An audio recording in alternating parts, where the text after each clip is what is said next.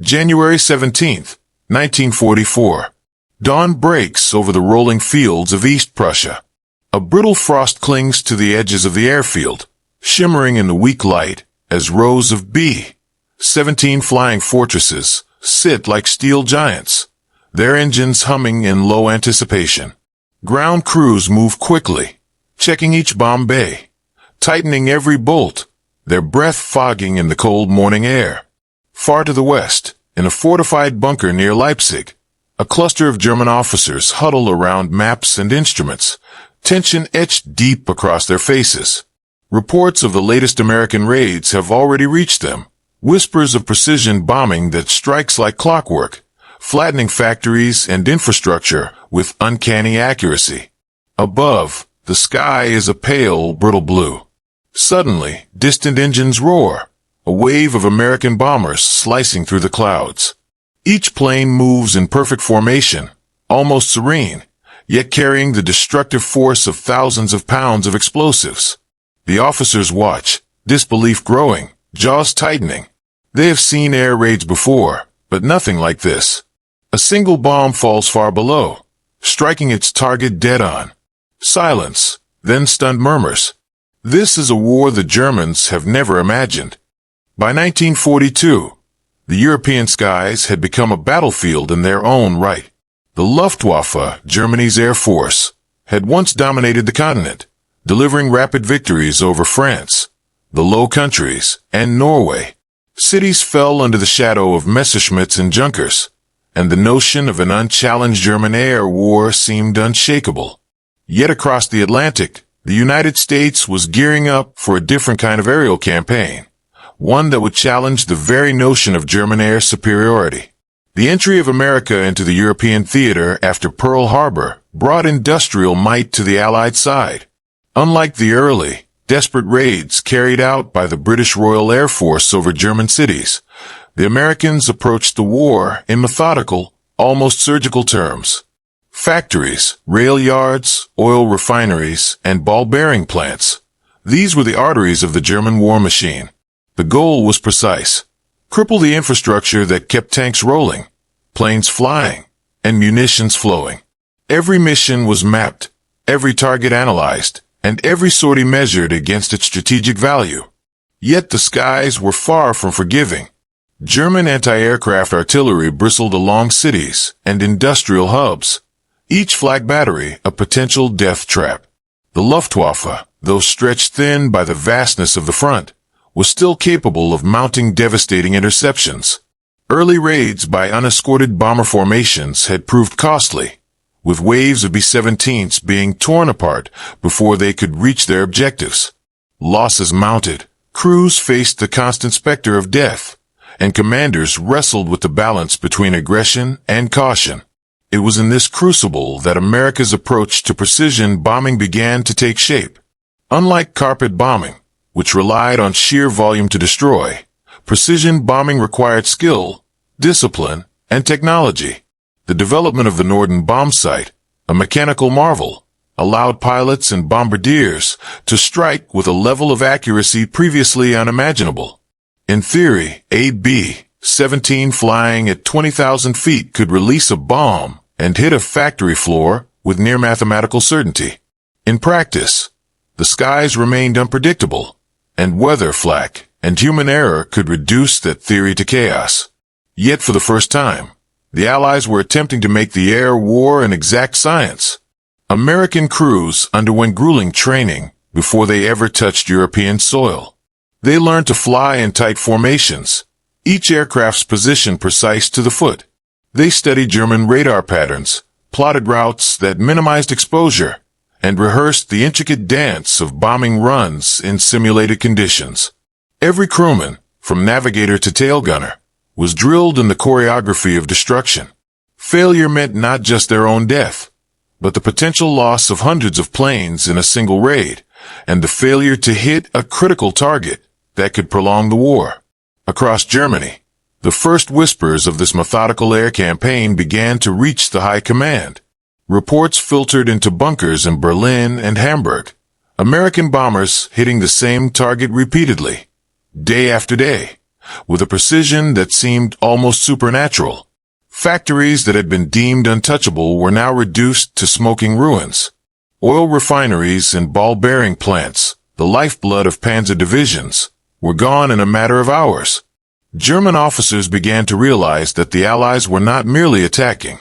They were calculating, predicting, and striking with ruthless efficiency. In the early months, the Germans assumed these raids were random luck, or the result of overzealous targeting. But as the missions continued, it became clear that a new form of warfare had arrived. Precision bombing was no longer just a tactical tool. It was a strategic weapon, designed to erode the very foundations of the German war effort. Cities, once thought secure behind walls of flak and fighters, were suddenly vulnerable. Commanders convened, maps spread across tables, and the term American precision began to echo with both respect and fear.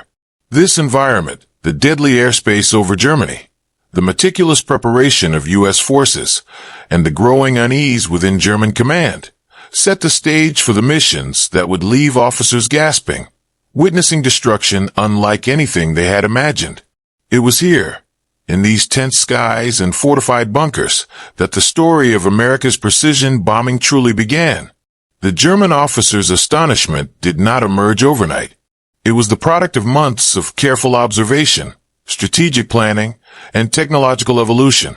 And as the Allies refined their tactics, the coming missions would demonstrate, with devastating clarity, the lethal effectiveness of a war waged from the sky with calculation and precision. By mid-1943, the American air campaign over Europe had begun to shift from experimental to systematic. The initial raids had taught harsh lessons. Unescorted bombers were vulnerable, where they could render the most meticulous plans useless, and German defenses were far more resilient than anticipated. Every mission revealed weaknesses, but also new possibilities. The United States Army Air Forces, USAF, learned quickly, adapting tactics, refining strategies, and integrating technology in ways that would redefine the air war. Central to this evolution was the Norden bomb sight. Developed in the 1930s, it had been touted as a revolutionary instrument, allowing bombardiers to strike targets with unprecedented accuracy. A B-17 flying at 20,000 feet could, in ideal conditions, drop a bomb within a few dozen feet of its target.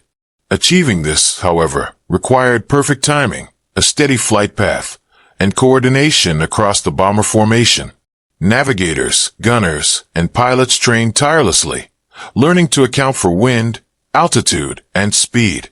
Simulated runs over American terrain became a crucible of discipline, each crew member internalizing procedures that would soon be tested over the skies of Germany. Precision, however, was not just about the bomb sight. It was about formation flying. The iconic combat box was more than a visual spectacle. It was a defensive strategy. Tight formations allowed bombers to maximize overlapping fields of fire, protecting each other from German fighters. Each plane had a specific position, and deviation could create deadly gaps. It was a dance of metal and courage, executed at 250 miles per hour, at altitudes where oxygen masks were mandatory and temperatures could plunge to -40 degrees Fahrenheit. Every flight was a test of endurance, nerve, and coordination. The Americans also invested heavily in understanding their enemy. Reconnaissance aircraft mapped factories, rail networks, and oil refineries. Intelligence officers studied German air defenses, noting flak concentrations, radar sites, and fighter bases. Routes were carefully planned to minimize exposure, timing synchronized with early morning fogs or cloud cover when possible. This was warfare informed by meticulous calculation, a stark contrast to the randomness of earlier bombing campaigns. On the German side, the response was one of both adaptation and disbelief. Radar operators reported formations moving with uncanny precision, bombs striking exactly where predicted. Factories rebuilt after one raid were often hit again days later. Commanders tried to counter with improved flak concentrations, additional fighter patrols, and dispersal of industrial resources. Yet the Americans' ability to strike deep into German territory with repeated accuracy undermined traditional defenses. The Luftwaffe, already stretched thin by battles on multiple fronts, could not always intercept effectively, and even when they did, bomber losses were less crippling than the strategic destruction achieved. Training and logistics on the Allied side were a constant, invisible effort. Airfields in England became hubs of relentless activity. Crews were briefed, aircraft serviced, bombs loaded and calibrated. Mechanics worked through freezing nights, ensuring engines, hydraulics, and bomb release mechanisms functioned flawlessly. Mission planners coordinated fuel, fighter escort schedules, and weather forecasts, calculating the precise moment each formation would cross enemy territory. Failure was measured not just in lost planes, but in the missed opportunity to cripple a vital node of German industry. As the months progressed, the cumulative effect of these preparations became apparent. German officers watching the skies noted something unprecedented. American bombers were no longer merely raiding. They were executing highly controlled surgical strikes. Ball-bearing factories in Schweinfurt, oil depots near Hamburg, and even experimental research facilities were struck with a consistency that defied previous expectations. The psychological impact on the German command was profound. The precision of these raids created an impression of inevitability, a sense that the Allies could reach anywhere, strike anything, and do so with ruthless calculation. By late 1943, the stage was set for what would become the hallmark of America's strategic bombing campaign, a combination of technological innovation, rigorous training, and calculated aggression. Every sortie, every formation, every bomb drop carried not only explosive power, but the weight of industrial strategy and human determination. German officers could not help but recognize that a new form of warfare had arrived, one that tested not just factories and rail lines, but nerve, coordination, and the very perception of control over the skies above their homeland. This growing understanding, the fusion of American technology, human discipline, and tactical innovation, would directly lead into the multiple perspectives of the campaign. The human experience, the tactical brilliance, and the technological marvels that stunned observers on both sides. The human dimension of America's precision bombing campaign is often overshadowed by statistics and machinery, yet it was at the core of every mission. Bomber crews, often barely in their 20s, carried the weight of a continent's hopes as they climbed into freezing cockpits before dawn. The B-17s and B-24s were colossal machines, yet fragile in the face of German fighters and flak. The tension was constant. Engines thrummed like living hearts, oxygen masks clinging to faces, frost creeping along exposed metal. Tail gunners scanned the skies relentlessly, their fingers poised on triggers, eyes wide with anticipation. Bombardiers focused through the Norden bomb site, hands steady, knowing that a single miscalculation could mean death for dozens of comrades and failure of the mission. Beyond the crews, the human impact extended to the German officers observing from bunkers and command posts. These men, trained in the doctrines of blitzkrieg and the superiority of Luftwaffe tactics, were unprepared for what they saw. The precision of the American formations, the repeated accuracy of bombs, left them dumbfounded. They witnessed entire industrial complexes reduced to rubble, sometimes in clear, single runs. Reports described stunned murmurs, the tightening of jaws, and the silent acknowledgement that the air war was no longer conventional. It was surgical, methodical, and terrifying. Civilians, too, experienced the sudden collapse of their familiar world. Factories where they worked, neighborhoods adjacent to industrial zones, were transformed into landscapes of fire and smoke. Fear, awe, and disbelief combined to create a psychological environment as impactful as the bombs themselves. From a tactical perspective, the precision campaign was a lesson in coordination and innovation. The Americans abandoned earlier methods of sporadic or purely saturation bombing in favor of calculated formation flying, synchronized timing, and target prioritization. The combat box formation was a defensive masterpiece. By positioning bombers in overlapping layers, Each aircraft provided protective fire for its neighbor. The result was a moving fortress of steel and machine guns, capable of absorbing assaults from hundreds of enemy fighters. Timing was critical. Planes had to maintain exact speed and altitude. Slight deviations could open gaps, endangering the entire formation. Routes were meticulously planned using reconnaissance, mapping out flak concentrations, fighter bases, and potential escape corridors. The tactical brilliance lay not only in survival, but in maximizing the probability of hitting the target on the first pass, reducing the need for repeated sorties. Technological superiority was the invisible hand guiding these raids. The Norden bomb sight, often called a marvel of engineering, allowed for precise calculations of trajectory, wind, and altitude. Its effectiveness depended on rigorous training and optimal conditions, but even accounting for human error, it represented a monumental leap in bombing accuracy. Radar technologies, such as H2X, allowed crews to identify targets through cloud cover or poor visibility, reducing the randomness of daytime bombing. Aircraft themselves were engineering achievements. The B-17 Flying Fortress, with its durability and defensive armaments, and the B-24 Liberator, with its long range, enabled sustained operations deep into enemy territory. Every innovation worked in tandem, creating a synergy between human skill and mechanical reliability that was unprecedented in aerial warfare. German commanders, observing these raids, could scarcely believe what they were witnessing. Reports noted formations maintaining perfect cohesion even under fire, bombs landing almost exactly on target, and crews demonstrating extraordinary discipline. In contrast to previous Allied bombing campaigns, which often relied on mass and chaos, these precision strikes felt deliberate, almost surgical. Officers began to question long-standing doctrines and reassess the Luftwaffe's ability to defend against an enemy that combined meticulous planning with technological innovation. The combination of human courage, tactical genius, and technological mastery made these operations more than just raids. They were psychological weapons. For the crews, every mission was an endurance test. For the enemy, every strike eroded confidence, revealing vulnerabilities in a nation that had once seemed impregnable from the air. The skies over Germany became a theater of awe and dread, where Americans imposed their strategy with calculated efficiency, and German observers realized that a new era of warfare had arrived.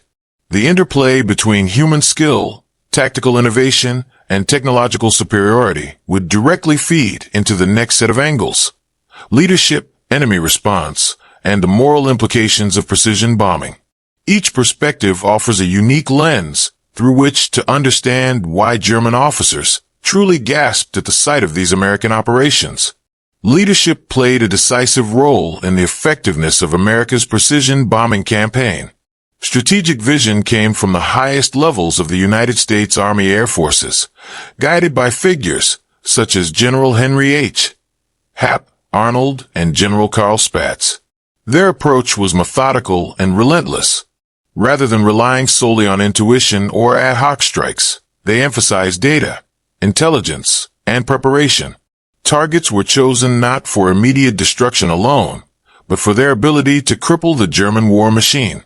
Factories producing aircraft engines, ball bearings, and synthetic oil were prioritized over civilian areas, reflecting a philosophy of strategic attrition.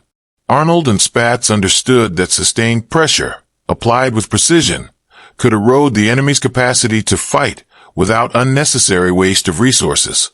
Orders were clear, plans meticulous, and accountability strict.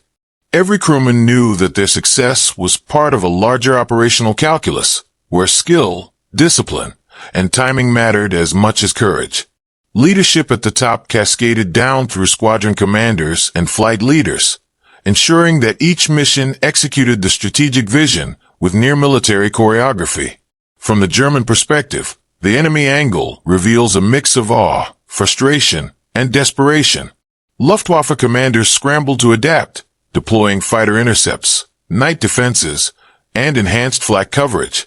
Yet the American bombers were proving resilient. Observers documented the shock of German officers as B-17 formations maintained cohesion under fire, bombs landing with precision, and raids recurring with relentless frequency. The psychological strain on defenders was immense.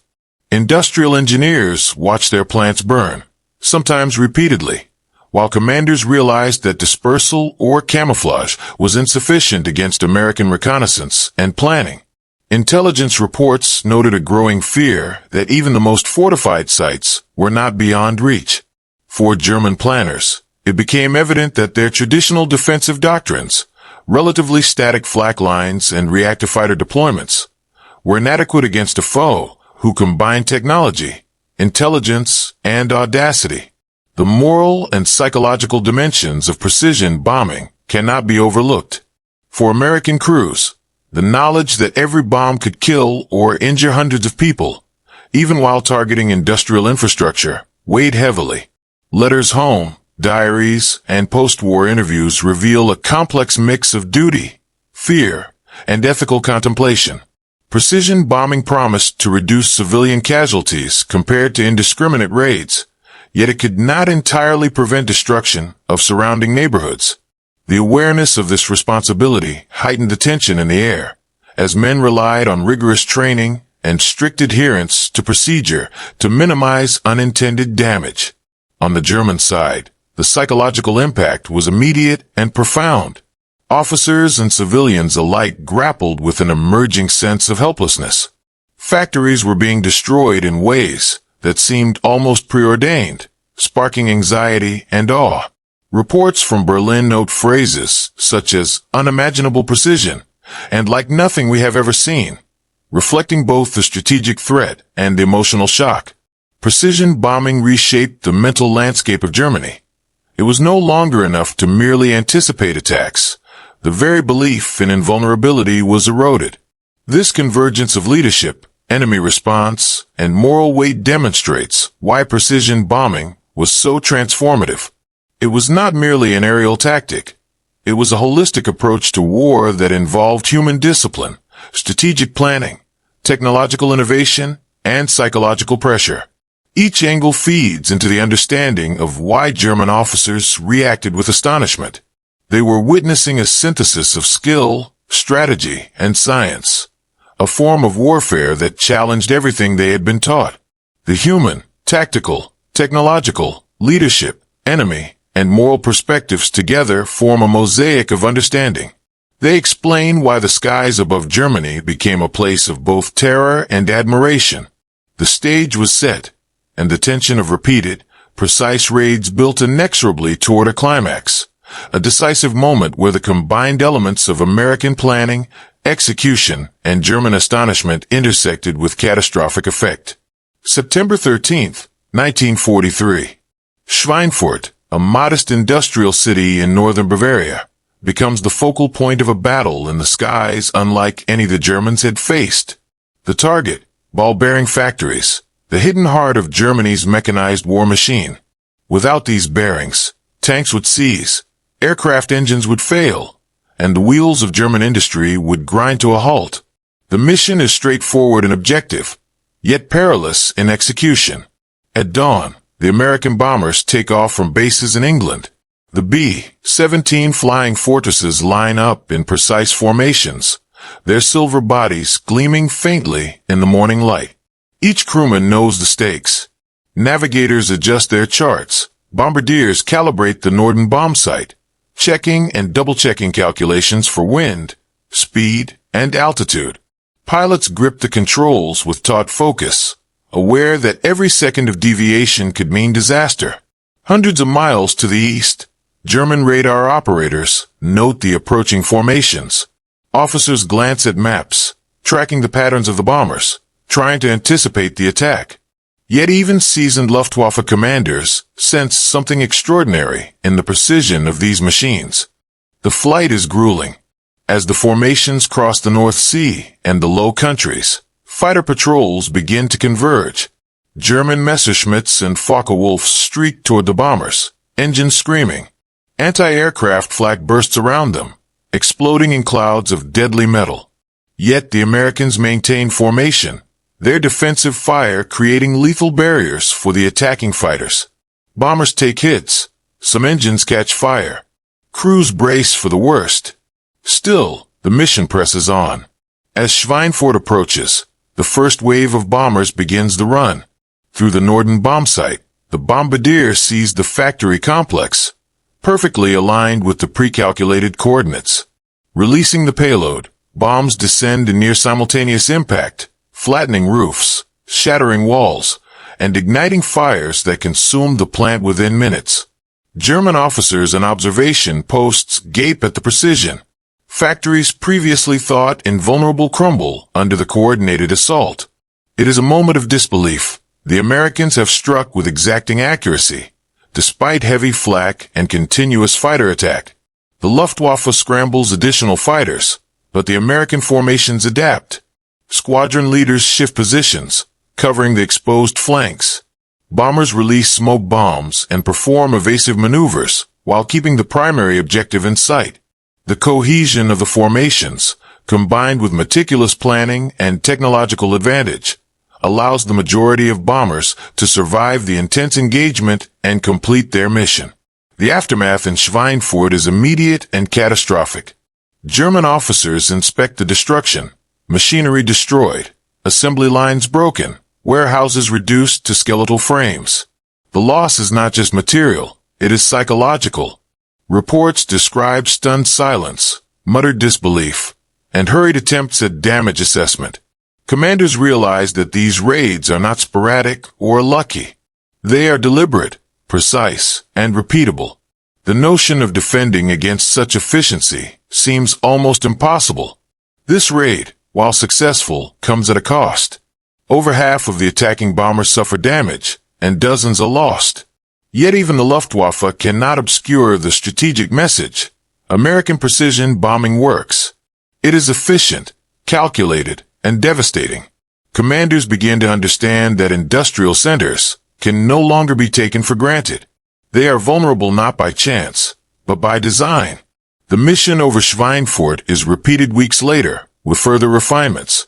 Crews learn from prior losses, navigation adjustments are made, and fighter escorts accompany the formations deeper into enemy territory. Each subsequent raid reinforces the message.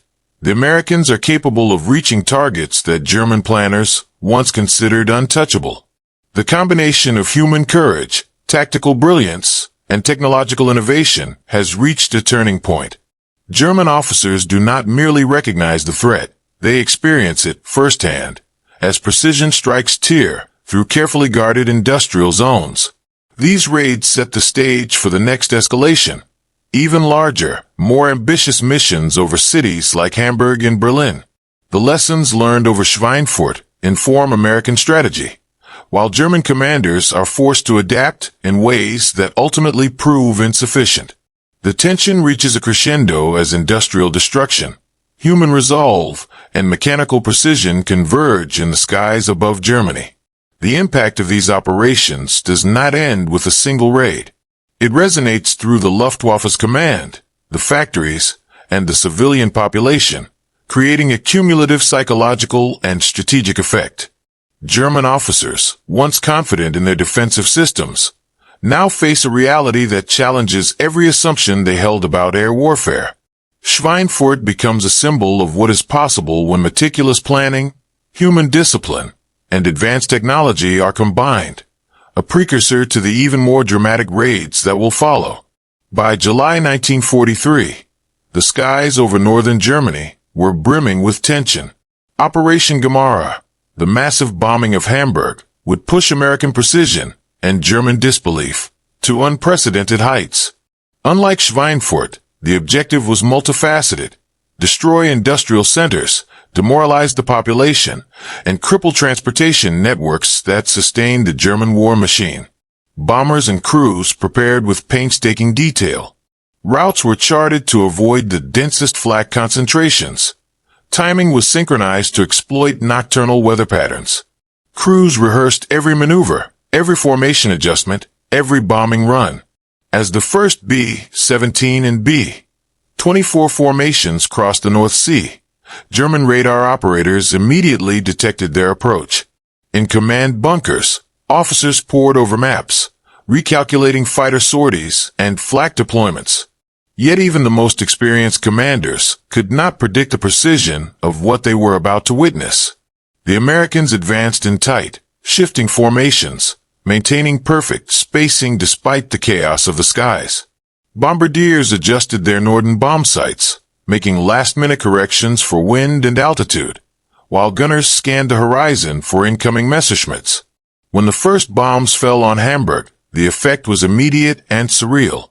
Factories, warehouses, and docks were obliterated in near-simultaneous impact, smoke and fire consuming entire blocks. Officers and observation posts could hardly believe their eyes. Reports from German intelligence later noted the precision. Bombs landing within meters of the calculated coordinates, each strike carefully synchronized with the rest of the formation. This was no random destruction. It was orchestrated, methodical, and devastatingly effective. The German defensive response was intense but insufficient. Fighters engaged the formations, flak erupted in precise bursts, and anti-aircraft batteries fired relentlessly. Still, the bombers adapted. Squadron leaders shifted positions, replaced damaged aircraft, and maintained formation cohesion, ensuring that subsequent bombing waves could reach their targets with minimal deviation. Losses were sustained, hundreds of men and aircraft, but the operational objectives were met with remarkable accuracy. Civilians and factory workers alike watched in terror and awe as the landscape transformed into a scene of infernal destruction. The psychological impact on German officers was profound. They had prepared for conventional bombing, for mass raids that relied on volume rather than accuracy. But these raids demonstrated a capability that challenged every assumption about the vulnerability of German industry. The precision, repetition, and coordination of the attacks suggested a level of foresight and calculation that seemed almost superhuman. Officers noted in reports a sense of helplessness, the realization that their defensive measures, though sophisticated, could not reliably prevent the destruction of critical infrastructure. The raids did not stop with Hamburg. Berlin, the symbolic heart of the Reich, soon became a target for precision attacks. As B-17s and B-24s penetrated deeper into German territory, radar navigation systems such as H-2X allowed crews to identify targets even through heavy cloud cover. These technological advancements amplified the effect of meticulous planning. Bombs fell with alarming accuracy on government buildings, military depots, and industrial complexes. German command could only respond with scattered countermeasures, unable to anticipate the exact timing or trajectory of the American assaults. The cumulative effect of these operations was more than material destruction. German officers experienced a profound psychological shock. Where once they believed in the impenetrability of their air defenses, now uncertainty reigned. Industrial recovery efforts were constantly undermined. Factories rebuilt one day could be destroyed again the next. Morale among civilian populations wavered, and even seasoned commanders acknowledged the ingenuity and ruthlessness of American strategy. Each raid reinforced the perception that the Luftwaffe, no matter its experience or numbers, could not reliably defend the Reich from the calculated power of American precision bombing. At the same time, American leadership monitored each mission with analytical rigor. Losses were cataloged, efficiency measured, and strategy adjusted accordingly. Each sortie informed the next, refining timing, formations, and target selection. The synergy of leadership, human courage, tactical execution, and technological innovation had reached its apex. By mid-1944, the stage was set for sustained campaigns that would systematically dismantle Germany's industrial and psychological capacity to continue the war. For German officers, the turning point was undeniable. They had witnessed something extraordinary, a combination of precision, coordination, and technology that reshaped the concept of aerial warfare.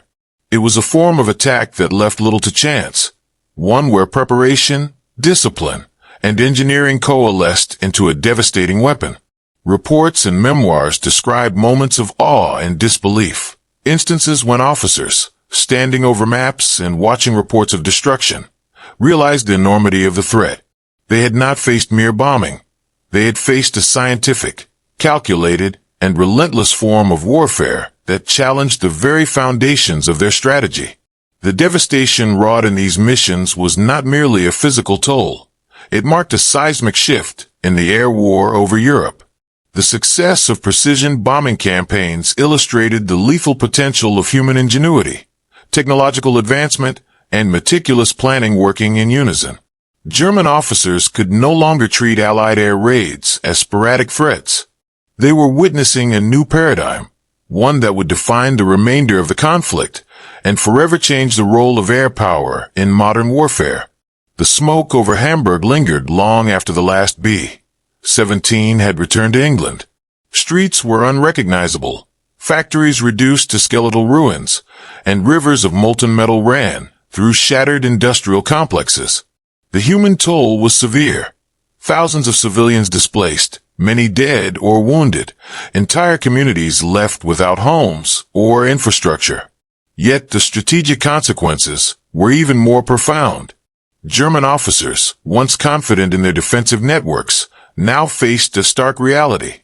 Precision bombing had struck at the very heart of their industrial lifelines with unprecedented efficiency.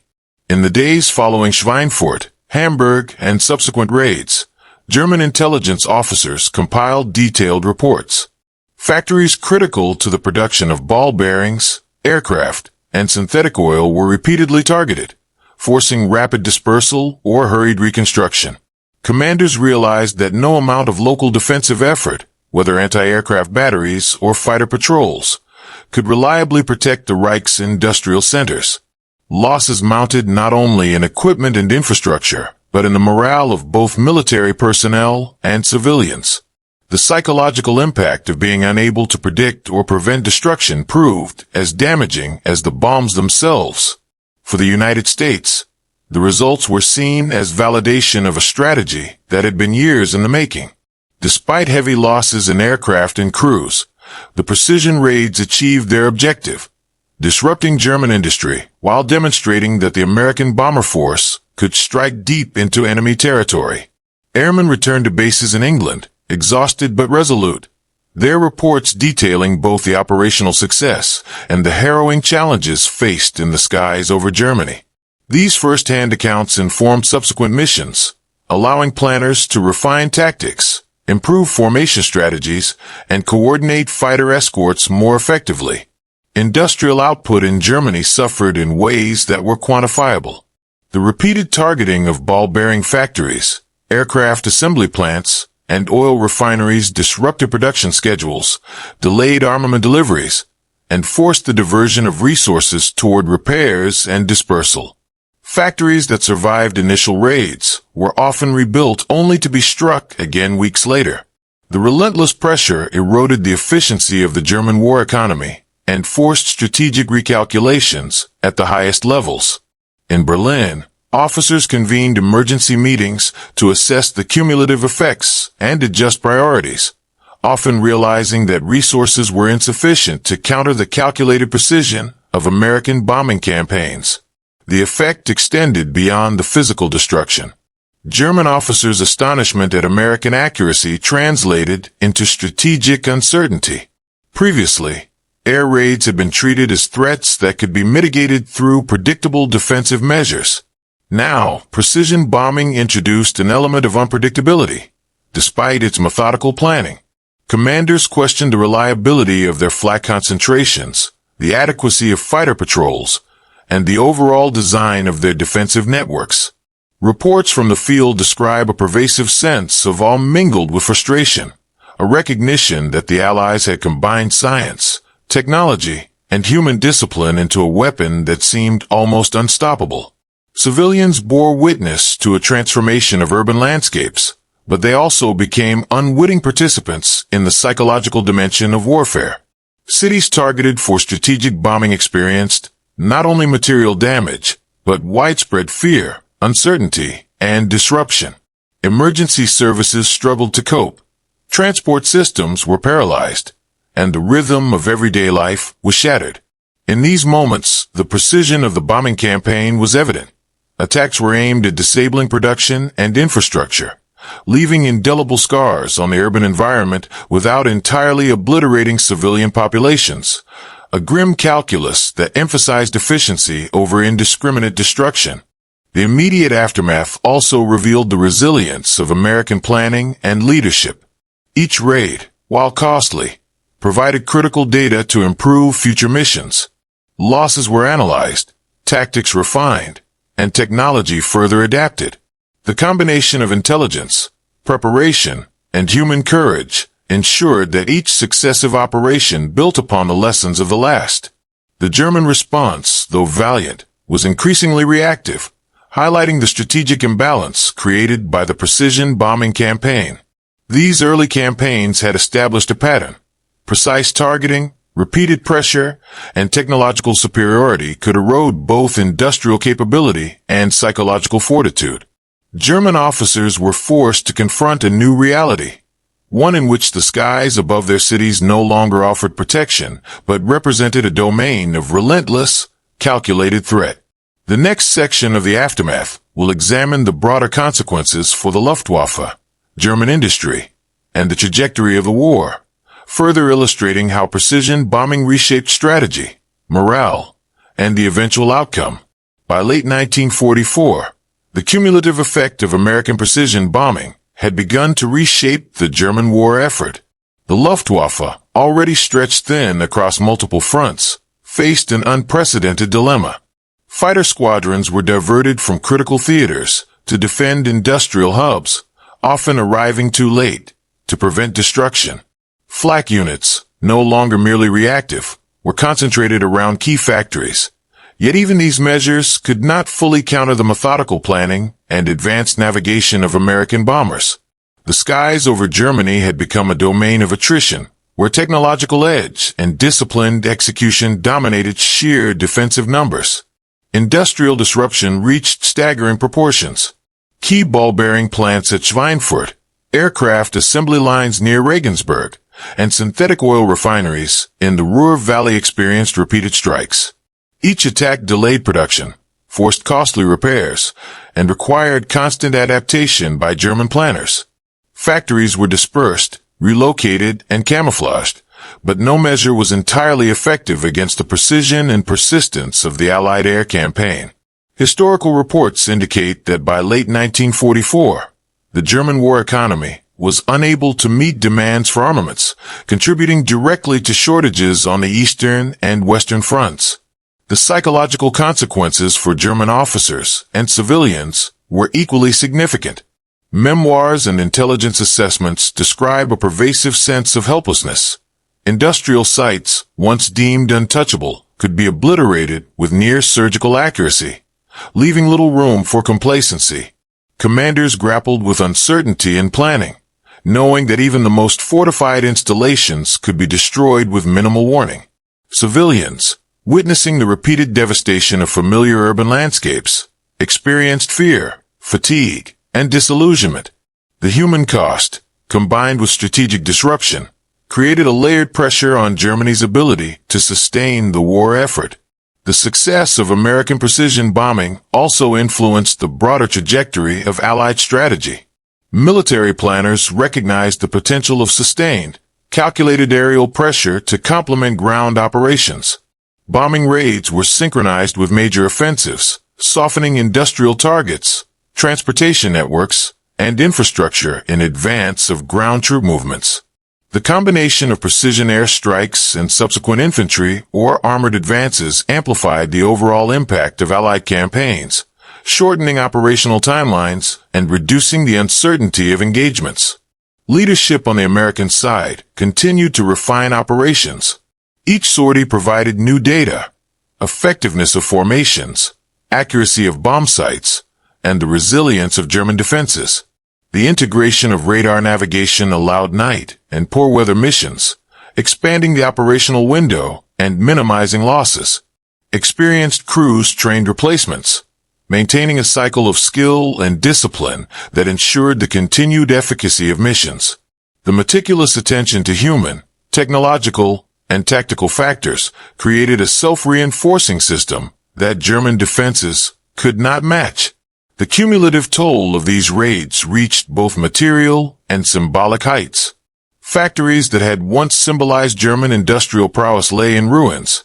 Transportation networks were fragmented, hindering movement of troops and resources.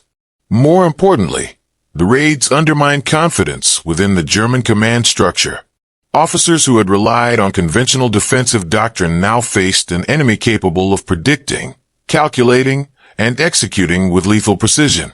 Reports note phrases such as unbelievable accuracy and mechanical inevitability, reflecting the profound psychological impact of the campaign. By early 1945, the effects of precision bombing were evident in both strategy and morale.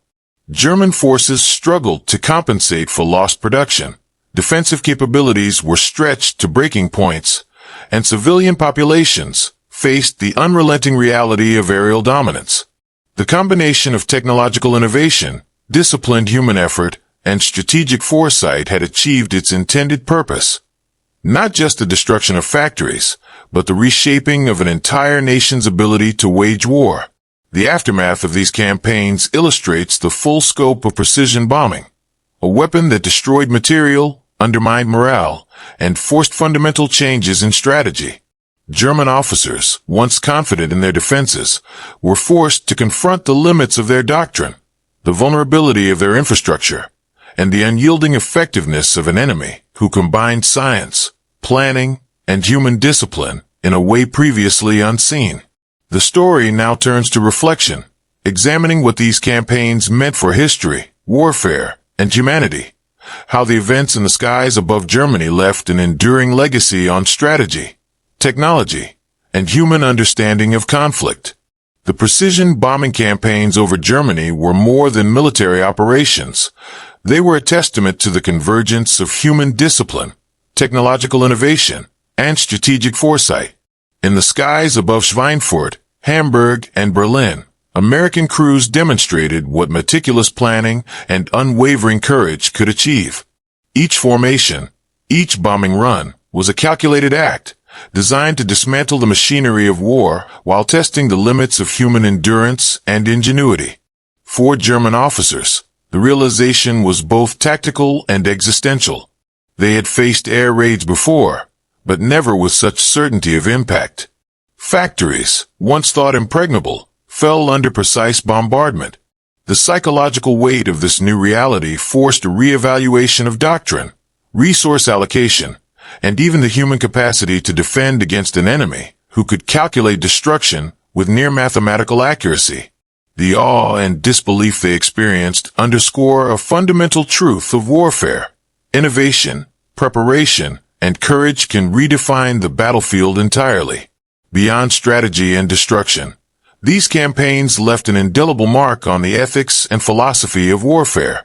Precision bombing sought to limit indiscriminate civilian casualties, while targeting the industrial backbone of a nation at war.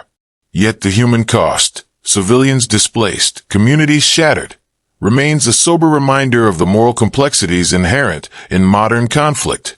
History remembers not only the technological marvels or the tactical brilliance, but also the human lives entwined in the machinery of war. Ultimately, the legacy of American precision bombing lies in its demonstration of what organized, disciplined effort can achieve when combined with innovation. It changed the calculus of air power, altered the trajectory of World War II, and reshaped military thought for generations to come. German officers gasped not merely at destruction, but at the revelation that warfare had entered a new era, a domain where precision, technology, and human resolve could converge to create results previously unimaginable. The skies over Europe in those years were more than battlegrounds. They were arenas where the limits of human capability, the reach of technology, and the strategy of war were tested, reshaping history with every sortie.